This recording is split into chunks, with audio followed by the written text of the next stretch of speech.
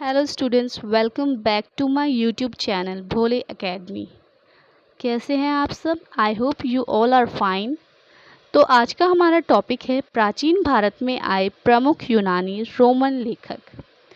तो वीडियो को स्टार्ट करने से पहले अगर आप मेरे चैनल पे नए हैं तो मेरी वीडियो को लाइक करें, शेयर करें, कमेंट करें और सब्सक्राइब करें। और मेरी आने वाली हर वीडियो की नोटिफिकेशंस के लिए नीचे दिए गए बेल आइकन को प्रेस करें। तो चलिए वीडियो स्टार्ट करते हैं। यूनानी रोमन लेखक टेसियस, यह ईरान का राजवैद्य था। भारत के संबंध में इसका विवरण आश्चर्यजनक कहानियों से परिपूर्ण होने के कारण अविश्वसनीय है। टेसियस एक ईरान का रहने वाला था और वह क्या था? राजवैद्य था। और भारत के संबंध में इसका विवरण आश्चर्यजनक है क्योंकि जो इसकी कहानियाँ हैं वह अविश्वसनीय हैं। दूसरा यूनानी रोमन लेखक है हेरोडोटस। हेरोडोटस को इतिहास का पिता कहा जाता है।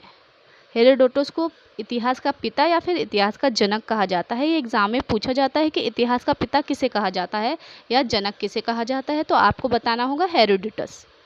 इसने अपनी पुस्तक हिस्टोरिका में 5वीं शताब्दी ईसा पूर्व के भारत फारस ईरान के संबंध का वर्णन किया है। अब हेरोडोटस की एक प्रसिद्ध पुस्तक है हिस्टोरिका। ये भी आपसे एग्जाम में पूछते हैं कि हिस्टोरिका किसकी पुस्तक है, तो हेरोडोटस की है। तो इसने अपनी पुस्तक हिस्टोरिका में जो भारत और फारस का संबंध है उसका वर्णन किया है, परंतु इसका विवरण भी अनुश्रुतियों एवं अफवाहों पर आधारित है।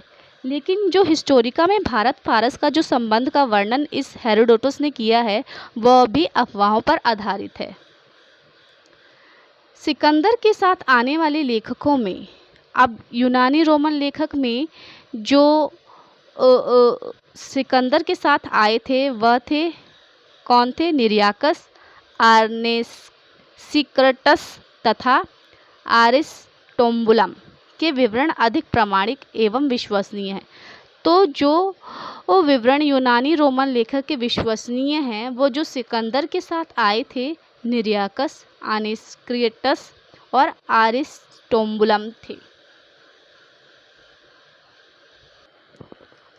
चौथा यूनानी रोमन लेखक है मेगास्थनीज। यह सेल्यूकस निकेटर का राजदूत था। मेगास्थनीज जो था सेल्यूकस निकेटर का राजदूत था जो चंद्रगुप्त मौर्य के राज दरबार में आया था। तो एग्जाम में पूछता है कि इस मेगास्थनीज किसका राजदूत था, तो सेल्यूकस निकेटर का। और सेल्यूकस निकेटर ने ही चंद्रगुप्त मौर्य के राज दरबार में मेगास्थनीज को भेजा था। तो आपसे पूछा जाता है चंद्रगुप्त मौर्य के राज दरबार में आने वाला पहला यूनानी रोमन लेखक कौन था, तो मेगास्थनीज था। इसने अपनी पुस्तक इंडिका में मौर्य युगीन समाज एवं संस्कृति के विषय में लिखा है। मेगास्थनीज की एक प्रसिद्ध पुस्तक है इंडिका। आपसे एग्जाम में पूछा जाता है कि इंडिका के लेखक कौन है, तो वो है मेगास्थनीज। तो इस मेगास्थनीज ने अपनी पुस्तक इंडिका में मौर्य युग के समाज और संस्कृति के बारे में बताया है। पांचवा लेखक है डाइमैक्स। यह सीरियन नरेश आंतियोकस का राजदूत था। डाइमैक्स जो था सीरिया का था, वह सीरियन नरेश आंतियोकस का राजदूत था जो बिंदुसार के राज दरबार में आया था। अब बिंदुसार के राज दरबार में कौन सा यूनानी रोमन लेखक आया था? डाइमैक्स। इसका वर्णन भी मौर्य युग से संबंधित है और डाइमैक्स का भी विवरण मौर्य युग से ही संबंधित है। डायोनिसियस, यह मिस्र नरेश टालमी फिलेडेल्फस का राजदूत था। अब डायोनिसियस जो था वह मिस्र का था और वो किसके राज दरबार में आया था? अशोक के राज दरबार में आया था। तो अशोक के राज दरबार में आने वाला यूनानी रोमन लेखक कौन था? डायोनिसियस। सातवां है टॉलमी। इसने दूसरी शताब्दी में भारत का भूगोल नामक पुस्तक लिखी। तो आपसे पूछा जाएगा कि किस यूनानी रोमन लेखक ने भारत का भूगोल नामक पुस्तक लिखी, तो आपको बताना होगा टॉलमी। प्लिनी, इसने प्रथम शताब्दी में नेचुरल हिस्ट्री नामक पुस्तक लिखी।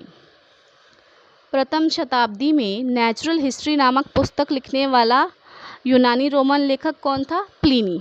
इसने भारतीय पशुओं, पेड़ पौधों, खनिज पदार्थों आदि के बारे में विवरण मिलता है। और जो प्लिनी ने नेचुरल हिस्ट्री नामक पुस्तक लिखी है उसमें जो भारत के पशु, पेड़ पौधे, खनिज पदार्थ आदि जो हैं उसका विवरण इस नेचुरल हिस्ट्री पुस्तक में मिलता है। पेरिप्लस ऑफ द इरिथियन सी, इस पुस्तक के लेखक के बारे में जानकारी नहीं है। यह लेखक करीब 80 ईस्वी में हिंद महासागर की यात्रा पर आया था। इसने उस समय के भारत के बंदरगाहों तथा व्यापारिक वस्तुओं के बारे में जानकारी दी है। तो जो पेरिप्लस ऑफ द इरिथियन सी के पुस्तक का लेखक के बारे में किसी को ज्ञात नहीं है। मतलब जो पहले के लोग हुआ करते थे उन्होंने इसके लेखक की खोज नहीं की है। इसके लेखक के बारे में किसी को भी नहीं पता है। यह लेखक जो था 80 ईस्वी में हिंद महासागर की यात्रा करने आया था, लेकिन उस समय भारत के बंदरगाह और व्यापारिक वस्तुओं के बारे में उसने देखा और उस समय उसने अपनी इसी पुस्तक में भारत के बंदरगाहों और व्यापारिक वस्तु के बारे में जानकारी लिखी है। तो स्टूडेंट्स, आपको ये मेरा लेक्चर कैसा लगा? नीचे आप कमेंट बॉक्स में कमेंट करके मुझे ज़रूर बताएं। Thanks for watching.